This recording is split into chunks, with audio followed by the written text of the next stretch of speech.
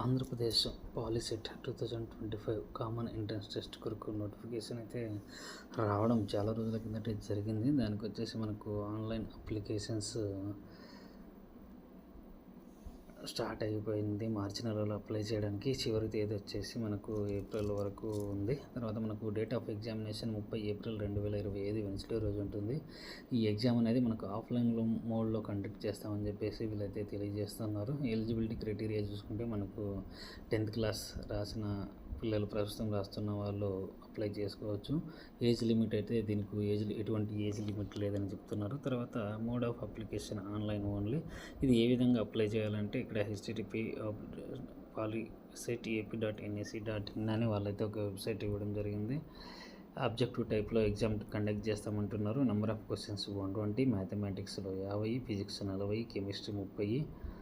ఈ విధంగా మనకు each question carries 1 marks, no negative, ఎటువంటి నెగిటివ్ మార్క్ లేదని అయితే తెలియజేస్తున్నారు. మనకు ఎగ్జామినేషన్ 2 గంటలు అయితే ఉంటుందన్నమాట. ఇది సింగిల్ పేపర్ బేస్డ్ ఎస్ఎస్సి 2024-25 సిలబస్లో మనమైతే ఇప్పుడు ప్రజెంట్ పిల్లలు ఏది చదువుకున్నారో దాని ప్రకారమే ఉంటుందన్నమాట. సో జనరల్గా ఇది పాలిటెక్నిక్ ఎవరికి ఉపయోగపడుతుందంటే మనం గమనించుకోవాలి. ఇక్కడ జాగ్రత్తగా గమనించండి.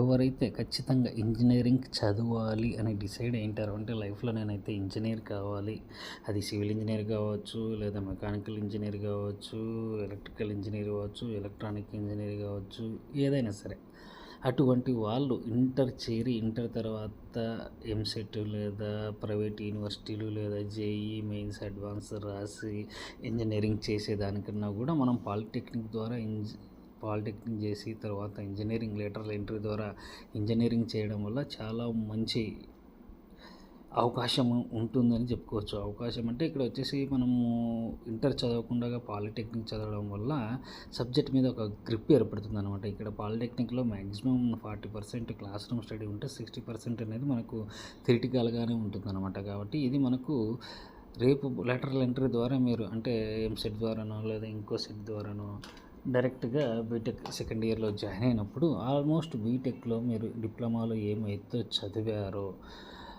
ఆల్రెడీ చదివేసే ఉంటారు సగం సిలబస్. కాబట్టి మీకైతే చాలా ఈజీగా ఉంటుంది. కాబట్టి ఎవరైతే ఖచ్చితంగా నేనైతే ఇంజనీర్ కావాలని అనుకుంటున్న వాళ్ళు మాత్రమే ఈ పాలిటెక్నిక్ అయితే ప్రిఫరెన్స్ ఇవ్వండి.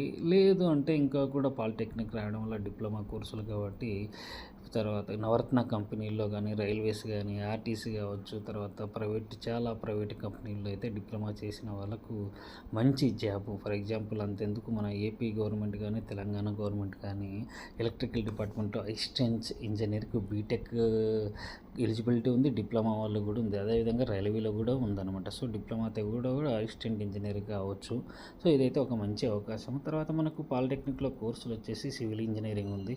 సివిల్ ఇంజనీరింగ్ డిప్లొమా చేసిన తర్వాత బీటెక్ సివిల్ ఇంజనీరింగ్ చేయొచ్చు. తర్వాత ఆర్కిటెక్చరల్ అసిస్టెంట్ ఏసీఆర్ అని ఉంది, బీఆర్కు చేసుకోవచ్చు. లేదా మెకానికల్ ఇంజనీరింగ్ ఎంఈసీ, బీటెక్లో వచ్చేసరికి mechanical engineering, industrial production engineering, automobile engineering, aeronautical engineering, aerospace engineering, mechanical marine engineering, ఈ విధంగా లేటరల్ ఎంట్రీ ద్వారా చేయవచ్చు అనమాట మీరు. ఇదే విధంగా వచ్చేసి మనకు ఆటోమొబైల్ ఇంజనీరింగ్. సో నేను డిప్లొమాలో ఆటోమొబైల్ ఇంజనీరింగ్ చేశాను. మరి నేను ఇంజనీరింగ్లో ఏం చేయాలి అనుకుంటే BTech automobile engineering, mechanical engineering కూడా ఎలిజిబుల్ అనమాట లేటర్ ఎంట్రీ ద్వారా. అదేవిధంగా మనకు ఎలక్ట్రికల్ అండ్ ఎలక్ట్రానిక్స్ ఇంజనీరింగ్ ఉంది, ఎలక్ట్రికల్ వెహికల్ టెక్నాలజీ ఈవీటీ ఉంది, ఎలక్ట్రానిక్ కమ్యూనికేషన్ ఇంజనీరింగ్ ఈసీ ఉంది, electronic and communication engineering industry ఉంది, ఇంటర్నెట్ ఆఫ్ థింగ్స్ ఐఓటీ అనే కోర్సు కూడా ఉంది, applied electronics and instrumentation AEI, computer engineering CME course కూడా అందుబాటులో ఉంది, artificial intelligence and mechanical learning కూడా ఉంది, 3D animation and graphic, artificial intelligence AI, computer science and engineering, artificial intelligence CAI, cloud computing and big data CCB, communication and computer networking CCN, తర్వాత mining engineering, తర్వాత commercial and computer practice CCP, apparel design and fashion technology AFT, metallurgy engineering MET, అదేవిధంగా textile technology. ఈ విధంగా మనకు కోర్సులు అయితే అందుబాటులో ఉన్నాయి పాలిటెక్నిక్లో. అదేవిధంగా మనకు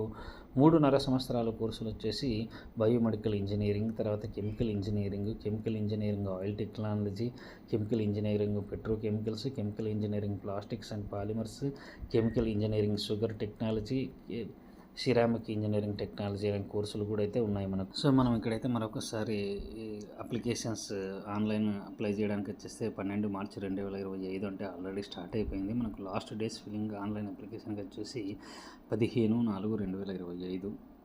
so date and time of entrance examination వచ్చేసి 30/4/2025 11 గంటల నుంచి 1 గంట వరకు. తర్వాత రిజల్ట్ వచ్చేసి వీళ్ళు మేలోనే డిక్లేర్ చేస్తామని చెప్పేస్తే ఇస్తున్నారు.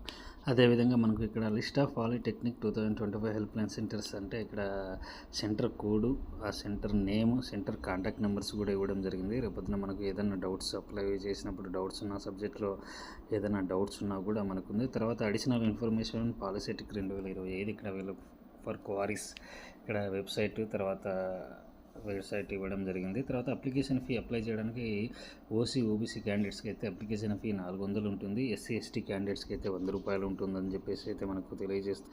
ఇక్కడ మనకు procedure for filling of POLYCET online application అయితే మనకు చూడొచ్చు. మనం ఇక్కడ స్టెప్ బై స్టెప్ ప్రాసెస్ ఉంది. 10th class details, name, father name, date of birth, address details, మనకు ఎగ్జామ్ సెంటర్ ఎక్కడ ప్రిఫరెన్స్ ఇస్తాము, ఏరియా కోడ్, తర్వాత రిజర్వేషన్ కేటగిరీ మనం ఏదైనా BC, SC, ST ఈ విధంగా స్పెషల్ కేటగిరీ ఏదైనా ఉంటే, తర్వాత మైనారిటీ అయితే మైనారిటీ డీటెయిల్స్, ఒకవేళ మనం ఉర్దూ మీడియంలో చదువుకునే వాళ్ళకైతే ఉర్దూ మీడియము, దాని తర్వాత మనం అయితే ఫీ పేమెంట్ అయితే పే చేయాల్సి ఉంటుంది. అదే విధంగా ఎగ్జామ్స్కి 1 వీక్ ముందు బిఫోర్ అయితే మనం ఈ వెబ్సైట్ ద్వారా మనము హాల్ టికెట్ అయితే అప్లై చేసుకోవచ్చు అనమాట. హాల్ టికెట్ డౌన్లోడ్ చేసుకుని ఈ వెబ్సైట్లో మోడల్ క్వశ్చన్ పేపర్స్ కూడా అయితే ఇవ్వడం జరిగిందనమాట. వీళ్ళు మ్యాథమెటిక్స్ నుంచి, ఫిజిక్స్ నుంచి, అదేవిధంగా కెమిస్ట్రీ నుంచి కూడా, తర్వాత OMR ఆన్సర్ షీట్ని ఏ విధంగా ఫిలప్ చేయాలనేది కూడా OMR డీటెయిల్స్ కూడా వీళ్ళు మనకు డీటెయిల్స్గా అయితే ఇవ్వడం జరిగింది. తర్వాత ఇక్కడ చూడండి ర్యాంక్ కార్డు పాలిసెట్ 2024కి సంబంధించిన కంప్లీట్ డీటెయిల్స్ అయితే వీళ్ళు ఇక్కడ ఇవ్వడం జరిగిందనమాట. అదేవిధంగా మనకు list of polytechnic colleges in AP with intake details, complete details ఎక్కడెక్కడ మనకు గవర్నమెంట్ కాలేజీలు కానీ ప్రైవేట్ కాలేజీలు కానీ ఏవైతే ఉన్నాయో ఆ కాలేజీ డీటెయిల్స్ అయితే మనకు ఈ వెబ్సైట్లో పూర్తిగా అయితే ఇవ్వడం జరిగింది. సరే, ఒకవేళ మీరు చూడండి, ఇంట్రెస్ట్ ఉన్న వాళ్ళు ఒకవేళ మీకు ఏదైనా టెక్నికల్గా ఇబ్బంది అనిపిస్తే నాకు మెసేజ్ చేస్తే కూడా నేను మీకు అయితే రెస్పాండ్ ఇచ్చి మీకు తగిన, నాకు తెలిసినంత వరకు మీకు సలహా ఇవ్వడానికైతే నేను ప్రయత్నం చేస్తాను. ఇందులో నాకు ఎటువంటి ఇబ్బంది లేదు. ఇంజనీరింగ్ లాగానే మనకు దీంట్లో కూడా పాలిటెక్నిక్లో కూడా కాస్త రిజర్వేషన్ అంటే స్పోర్ట్స్ కానీ గేమ్స్ కేటగిరీ కానీ వాళ్ళకు కూడా కాస్త రిలాక్సేషన్ అయితే ఉంటుంది. ఇక్కడ చూడొచ్చు మీరు స్పోర్ట్స్ ఏమి ఉన్నాయి అని చెప్పి వీళ్ళు ఇవ్వడం జరిగింది. అదేవిధంగా పోలీసు, ఆర్మీ, గ్యాలంటరీ, పరమవీర చక్ర, అశోక చక్ర, మహావీర్ చక్ర, వీర్ చక్ర, శౌర్య చక్ర, యుద్ధ సేవ మెడల్ ఇవి ఏవైతే ఉన్నాయో వాళ్ళకు, తర్వాత childrens of other ex service men, border security force, central reserved police force, ఇటువంటి వారి పిల్లలకు కూడా కాస్త మనకు రిలాక్సేషన్ ఇస్తూ రిజర్వేషన్ అవకాశం అయితే వీళ్ళకు ఉంది అని ఈ నోటిఫికేషన్ ద్వారా అయితే తెలియజేస్తున్నారు మనకు. సో మనం అయితే ఇంతకుముందు మీకు చెప్పినట్టుగానే ఎవరైతే నేను ఖచ్చితంగా ఇంజనీర్ కావాలని అనుకుంటున్నారు అటువంటి వాళ్ళు మాత్రమే పాలిటెక్ రాయడానికి ప్రయత్నం చేయండి. ఎందుకంటే ఒకవేళ మీరు పాలిటెక్నిక్తోనే ఒకవేళ నేను చదువు ఆపిస్తున్నాను, ఆర్థిక పరిస్థితులు నాకు బాగాలేవు, సహకరించడం లేదు, కుటుంబ పరిస్థితులు కావచ్చు లేదా ఇతర కారణాల వల్ల అనుకున్నప్పుడు మాత్రం ఈ పాలిటెక్నిక్ వల్ల మీరు ఏదో ఒకటి టెక్నికల్ కోర్సు చేశారు కాబట్టి ఉద్యోగం రావడానికి అయితే అవకాశం ఖచ్చితంగా ఉంది. ఎందుకంటే పాలిటెక్నిక్ చేసిన వాళ్ళు మనం చాలామందిని చూస్తూ ఉన్నాము. మనం పాలిటెక్నిక్ అంటే చాలామంది చాలా తక్కువ కాస్త చిన్న చూపే చూస్తున్నారు నాకు తెలిసి మన తెలుగు రాష్ట్రాల్లో. కానీ పాలిటెక్నిక్ వల్ల కొన్ని వేల మంది అయితే ఉద్యోగస్తులు అయితే అయి ఉన్నారనమాట. ఇట్లా రైల్వేస్ కానీ, కరెంట్ ఆఫీసుల్లో కానీ, జెన్కో, ట్రాన్స్కో కావచ్చు, లేదా నవరత్న కంపెనీలు ఉన్నాయి గవర్నమెంట్, సెంట్రల్ గవర్నమెంట్కి సంబంధించినటువంటి అటువంటి వాటిల్లో చాలామంది అయితే ఉద్యోగాలు అయితే తెచ్చుకున్నారు.